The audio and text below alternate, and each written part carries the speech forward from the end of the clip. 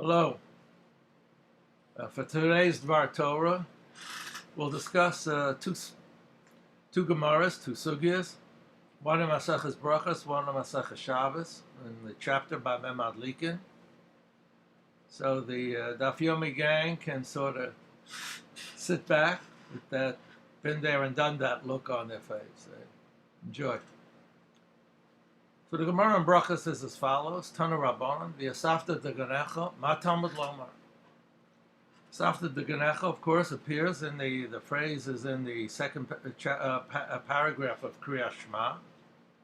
It's at the beginning, where we're speaking about where the Jews are listening to the words of God, all His commands, to love Him with all their heart and all their soul, and rain will come in its time, and then v'yasafta deganecha, etc., and then finally v'yachalta b'savata. So the question, Ma Talmud lomar, seems to be, why do we need these interim steps? Why can't we simply say that if we're listening to the word of God, v'yachalta b'savata? Why the process that brings us to v'yachalta b'savata? So the Brisa continues, because it says in Sefer Yehoshua, Lo yomer Sefer HaTorah hazeh mipicha, the words of the Torah should never disappear from your mouth. V'gisa bo yomam v'layla, you should study them day and night. Yachal dvarim kechsavim. Maybe we're supposed to take the verse literally. And indeed, one is to study day and night Torah and let the material matters take care of themselves. Talmud lomar v'yasafta deganecha, hanheg b'hem minhag derech eretz. You're supposed to study Torah day and night. Nonetheless, you are supposed to support yourself with your material needs. Rabbi Shimon objects. He says, Efshar adam charesh b'shas charish, a person will plow in plowing season, plant in planting season, and at every stage of the agricultural cycle will do it as whatever is necessary in that part of the cycle. Torah matahei alel, when there will be an opportunity to master Torah. Elo, the meaning must be as follows: V'zman sheYisrael osim et tzanoshim makom, when the Jews do fulfill the will of God, malachta nases al yedei acherim, their work is done by other people. V'zman she'en Yisrael osim et tzanoshim makom, malachta nases al yedei atzmon, when Jews do not fulfill the will of God, the work is done by themselves. Shenemar v'yasafta deganecha, v'la'od elo shemalechas acherim nases al yodam, the work of other people is done by them. At first glance, the statement is outrageous.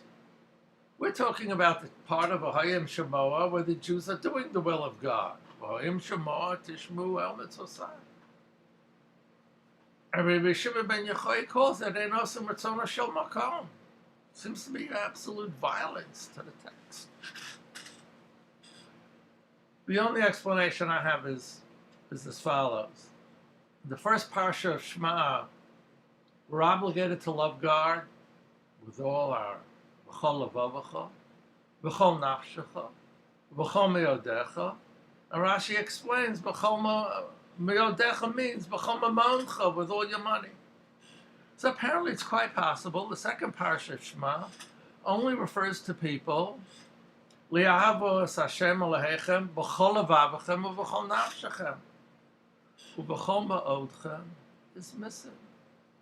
It's quite possible that a person loves God with all his heart, with all his soul, but not with all his money. So, ein osim ratzona shel makom doesn't mean we're complete reprobates. What it means is that we're not living up to the standards of the first parsha of Kriyas Shema, and indeed that is a very high standard. If things get really worse, so then if you can't love God with all your money, you'll have to earn it yourself. That's what Rabbi Shimon ben Yochai is saying. And if things get really worse, you'll have to start working for other people as well. That's the Gemara in Brachos. Gemara in Shabbos is relating an incident of Rabbi Shimon ben Yochai and his son Rabbi Elazar that have to flee the Romans. They hide in a cave. The traditional location is in the old village of Pekian. And they are sustained miraculously for 12 years in this cave by a carob tree and a spring. Carob tree and the spring were not there when they entered the cave, but because they required it, they were created for the cave. When they leave, when they finally exit the cave, wherever they cast their gaze, Gemara says Nisra, was burned, it was consumed. Apparently the meaning is that their personal holiness that they had achieved within those years of isolation in the caves, which was such of a high order that it could not tolerate the ordinary requirements of material existence. A baskol, a heavenly voice, comes out and says, "Lahachviv olam yitzosam."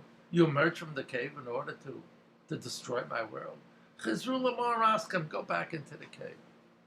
They go back into the cave for 12 months, and now when they emerge, wherever Rabbi Elazar apparently casts his glance askew, appreciating, and is about to cause damage, Rabbi Shimon ben Yochai is capable of healing. Late Friday afternoon, right before Shabbos, they see an old man carrying 2 bundles of hadassim. They ask him, "What's this?" He says, "It's L'chod Shabbos." He obviously wants the fragrance of the hadassim to permeate his house. They ask him, "Why do you have 2?" He says, "One is for Zohar, one is for Shamar." Gemara says, Yosef Datayu. They finally calmed down. They finally came to terms with the fact that a material life is within the world of Torah. And you have to realize, this is Hahusava, an old man, that's all the Gemara says. He's not even at the level of students who aspire to the level that are described by Rabbi Shmuel. Harbe Yossi Rabbi Shmuel v'Yosem b'Yodam, and this person is an ordinary man, an old man, that's all. And finally they calm down. The perspective that comes from these 2 Gemaras shows up in a phrase in this week's Parasha. This week's Parashat Korach, the rebellion of Korach over the Kahuna. The very last incident is when God tells Moshe Rabbeinu to collect the staff of the individual leaders of the tribes and collect also Matei Aharon, his staff, and he will represent the tribe of Levi.